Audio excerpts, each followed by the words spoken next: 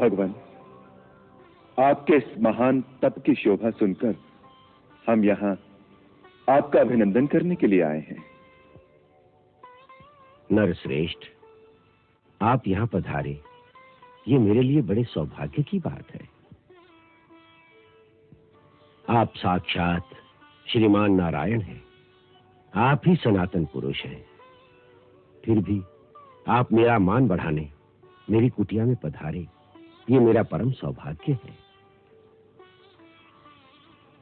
आप मेरे परम आदरणीय अतिथि हैं। मैं आपके श्री चरणों में कुछ भेंट करना चाहता हूं, इसे स्वीकार करें प्रभु।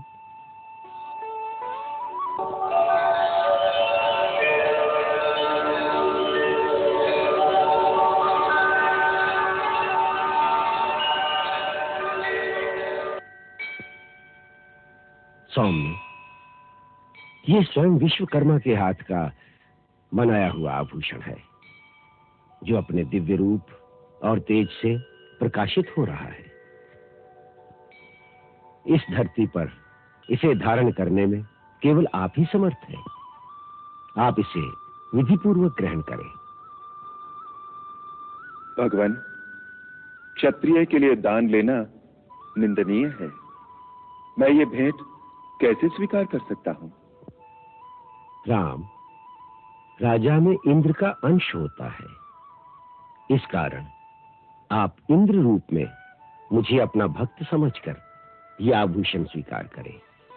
इससे मेरा उद्धार होगा।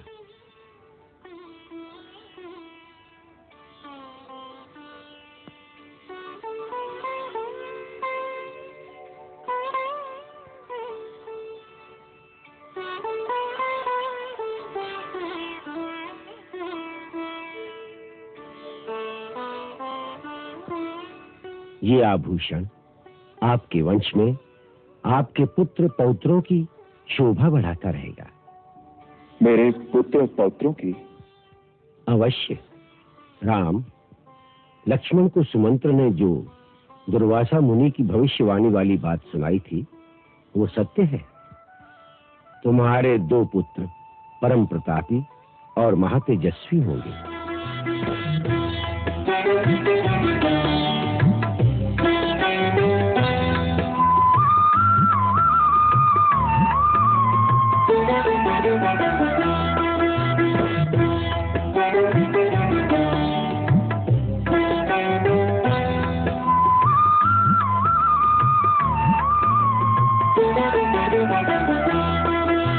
महलों के अधिकारी वन में पलते हैं।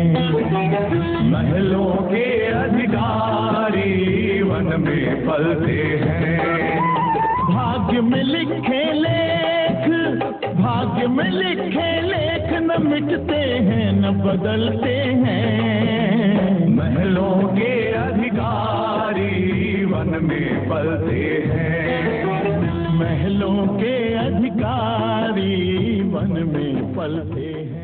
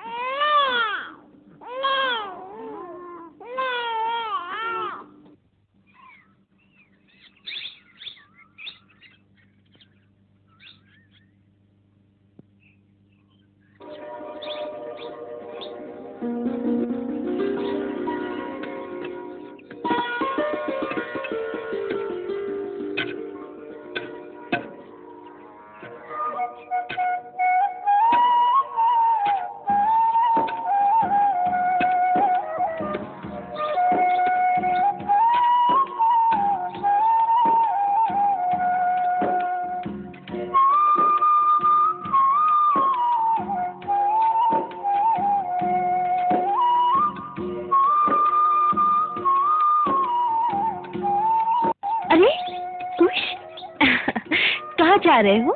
छोटे भैया को भी साथ ले जाओ।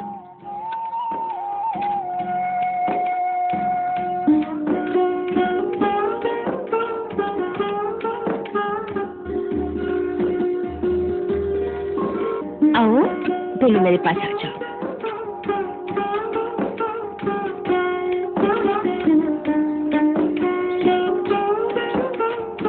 चलो चलो अम्मा की सहायता करो, उखल में धान डालो।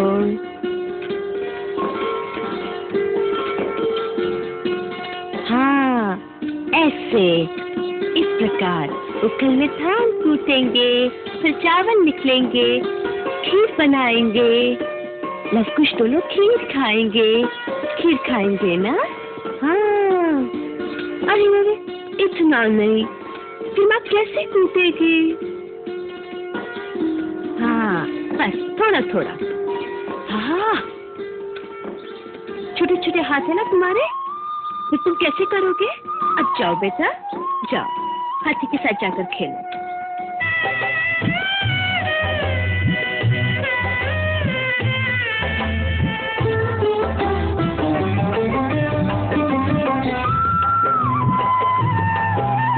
अमृत है वात्सल्य भरे अनुराग में, भाग से ममता का सुख आता भाग में। जीवन में रंग भरते अंधियारे सदा, सोना कुंदन होता तब कर आग में। लालन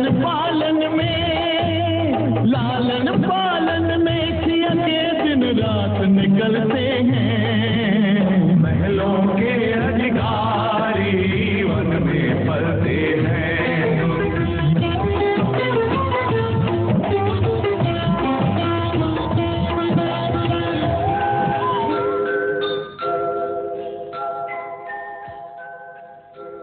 लवकुश, अब हाथी घोड़ा छोड़ो, देखो मैंने क्या बनाया। धनुष बाण, आजा आजा जल्दी आजा। अब देखो धनुष बाण कैसे चलाते हैं। देखो मैं तुमको दिखाती हूँ। ये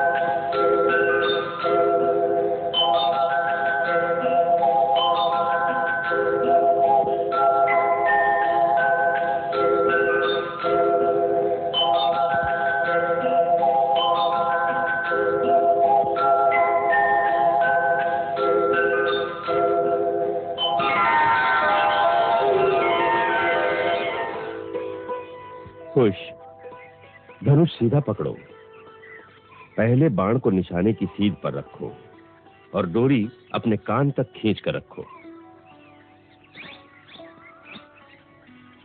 ऐसे? हाँ, फिर अपनी दृष्टि निशाने पर स्थिर करो। जहां बाण लगेगा उस स्थान पर अपने ध्यान को केंद्रित करो।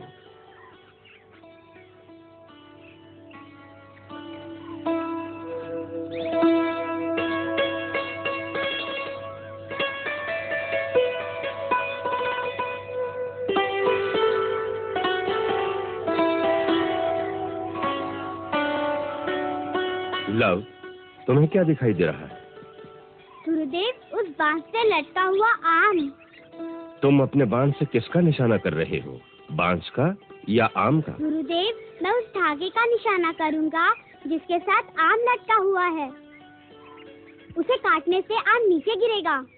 अति सुंदर, तुम सचमुच धनुर्धारी हो। अगर धागा काटना है तो तुम्हें ना बांस दिखना चाहिए ना आम दिखाई देना चाहिए, तुम्हें केवल धागा ही दिखाई देना चाहिए। अच्छा गुरुदेव।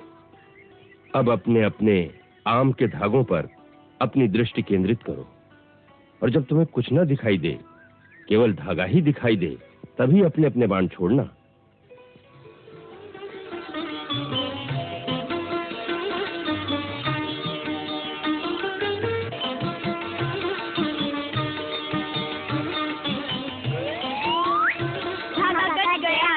कट गया, आम गिर गया, आम गिर गया, आम गिर गया, आम गिर गया।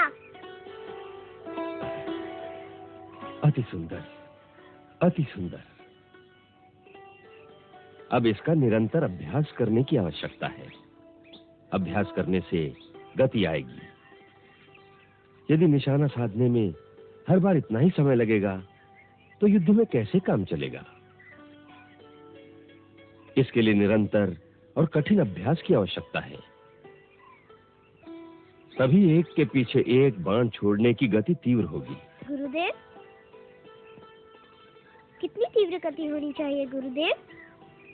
तुम्हारी अवस्था में यदि वायु जितनी तीव्र गति हो जाए तो अच्छा है। वायु जितनी? हाँ। वायु से भी अधिक तीव्र गति किसी की होती है? होती है। ध्वनि की, प्रकाश की, मन की। मन से भी अधिक तीव्र गति किसकी होती है? वो सब समय आने पर मैं तुम्हें समझा दूंगा, परंतु अभी वायु जितनी तीव्र गति तो प्राप्त कर लो। हाँ, वायु जितनी तीव्र गति। हाँ माताजी, इतना अभ्यास होने के पश्चात तो गुरुजी और भी तीव्र गति बताएंगे। और भी तीव्र? हाँ, गुरुदेव कहते हैं ध्वनि की गति वायु से भी तीव्र होती है, फिर प्रकाश की गति तो उससे भी तीव्र होती है, उससे भी तीव्र होती है मन की गति, उससे भी तीव्र होती है। मन से तीव्र गति तो किसी की होती ही नहीं, गुरुजी ने बताया ही नहीं। माताजी, मन से तीव्र गति तो किसी की नहीं होती ना? होती है। किसकी? भगवान की। हाँ, भगवान की। देखा, भगवान की गति तो सबसे तीव्र होगी ना? हाँ। आप भगवान को जानती हैं क्या? आपको कैसे पता है? मुझे तो गुरुदेव ने बताया। हाँ, गुरुदेव ने बताया होगा, वो भगवान को जानते हैं। वो कहते हैं आजकल भगवान धरती पर आए हुए हैं। अच्छा? हाँ माताजी, अयोध्या में श्री राम है ना, गुरुदेव कहते हैं वो भगवान का अवतार है। गुरुजी कहते हैं उन्होंने भगवान की कथा लिखी है, रामायण। और जब बड़े होंगे तो हमको संगीत के साथ पढ़ाएंगे। माताजी, क्या भगवान जी अयोध्या में रहते हैं? हाँ, ये सत्य है। आप उन्हें जानती हैं? उन्हें तो सारा संसार जानता है। तब तो भगवान भी सारे संसार को जानते होंगे। हाँ। तब तो वो आपको जानते होंगे। अवश्य जानते होंगे। हमें भी। समस्त प्राणियों में जब उन्हीं का वास है तो वो तो सभी के अंतर में वास करते हैं। मेरे अंदर भी वास करते हैं। हाँ। तब तो मैं भी भगवान हूँ। कुछ भैया, मैं भगवान हूँ। परंतु कुछ भैया के अंतर में भी उन्हीं का वास है, तो कुछ भैया भी भगवान का रूप है। माताजी, फिर दोनों में से बड़ा भगवान कौन है? बड़े भैया का बड़ा भगवान और छोटे भैया का छोटा भगवान। तो सदा मुझे ही प्रणाम करना पड़ेगा। अभी सारा तर्क छोड़ो, मैं वन से लकड़ियाँ लाती हूँ। इतने में आप लोग थोड़ा व्यायाम करो और धनुष बाण का अभ्यास करो। आज मैं भी वन में लकड़ियाँ लेने जाऊंगा। मैं भी जाऊंगा। अच्छा चलो, अपनी अपनी कुल्हाड़ी उठाओ और चलो मेरे।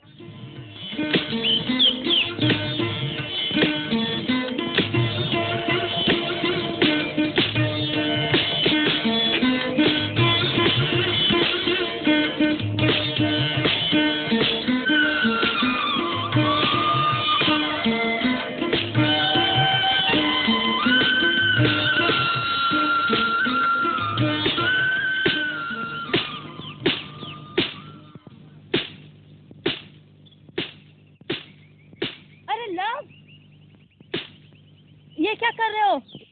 पेड़ से लकड़ी काट रहा हूँ। ऐसा नहीं करते बेटे, पेड़ को नहीं काटते बेटा। आप भी तो काट रही हैं। हम ईंधन और गुरुदेव के अग्निहोत्र के लिए वन से सूखी लकड़ियाँ एकत्रित करते हैं। हरे भरे और स्वस्थ पेड़ को कभी नहीं काटते। क्यों माताजी? देखो इनको कितना घाव लगा दिया। अब तुम्हारे अंग पे कोई शस्त्र से प्रहार करेगा तो तुम्हें पीड़ा होगी ना? हाँ होगी। इसी प्रकार इन्हें भी पीड़ा होती है। इनके अंदर भी क्या जीवन होता है? अवश्य होता है। अब ये देखो, हमारे शरीर पे घाव लगने से रक्त निकलता है इसी प्रकार इनके शरीर में से रस निकलता है। अब इन्हें तुमने अकारण ही घाव लगा दिया है। अब इनसे क्षमा मांगो। इन्हें कहो, वृक्ष भैया, हमसे अनजाने में ही भूल हो गई है, हमें क्षमा कर दो। वृक्ष को भैया कहूँ? हाँ, हम सब धरती माता की संतान हैं। इसी प्रकार वृक्ष भी धरती की संतान है, इसलिए वृक्ष को बड़ा भैया समझना चाहिए। हाँ हाँ। वृक्ष एक जड़ जीव है जो चल नहीं सकता, परंतु धूप में सब जीवों को छाया देता है। जब इन पर फल लगते हैं तो वो स्वयं नहीं खाता, दूसरे को खाने को देता है। हाँ हाँ। ये वायु को शुद्ध करता है, पक्षियों और सर्प आदि को रहने का स्थान देता है। वो मनुष्य और दूसरे कई ऐसे जीवों का मित्र है, इसलिए वृक्ष को नमस्कार करना चाहिए। वृक्ष जी नमस्कार।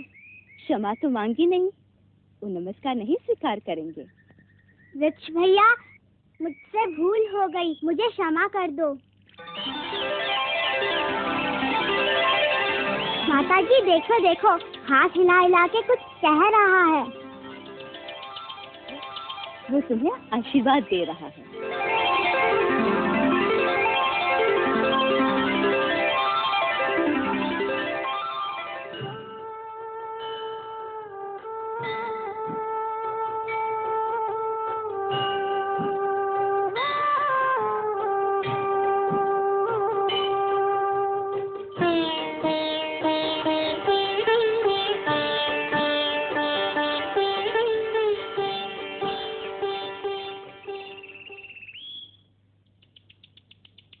अरे पुत्री, इन छोटे छोटे हाथों से इतना काम क्यों करवाती हो? और स्वयं तुम्हें भी ये सब करने की आवश्यकता नहीं।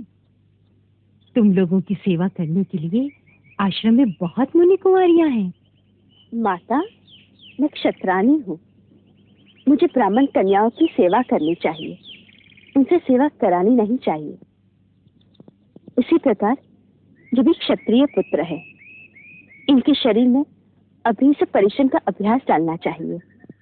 हे वन देवी, आपके रहस्य तो आप ही जानती हैं। क्षत्रिय और ब्राह्मण की बात तो आप ही को पता होगी। हम आपको देवी मानते हैं और आपकी आज्ञा पालन करना ही हम अपना धर्म समझते हैं। माता, ये नया नाता कब से है? मेरा और आपका माता और पुत्री का नाता बहुत पहले से निश्चित हो चुका है।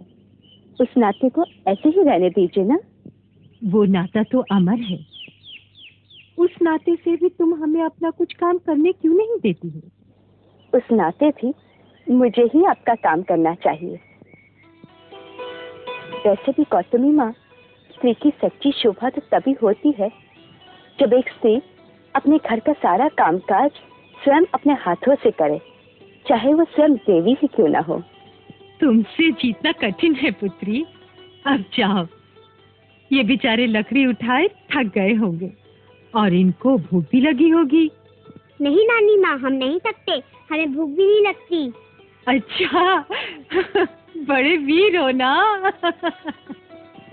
हाँ नानी माँ, हम बड़े वीर पुत्र हैं। हमारी माता जी कहती हैं हम बड़े वीर हैं। अच्छा अच्छा। जो सचमुच वीर होते हैं वो अपनी मुंह से अपनी बड़ाई नहीं करते। माता जी, अगर हम अपने मुंह से नहीं बताएंगे तो फिर दूसरों को पता कैसे चलेगा? अपने कर्मों से। हाँ, हमारे कर्मों से। हाँ, तुम्हारे कर्मों से। अब जाओ, चल कीर्तिबाला।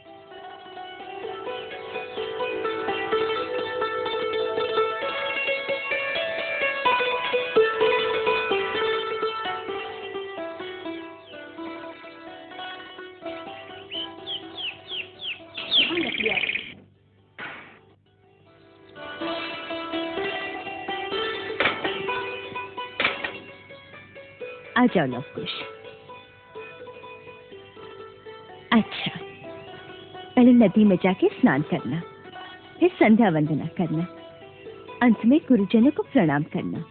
तब तक मैं तुम लोगों की रसोई बनाती हूँ। अच्छा माता जी।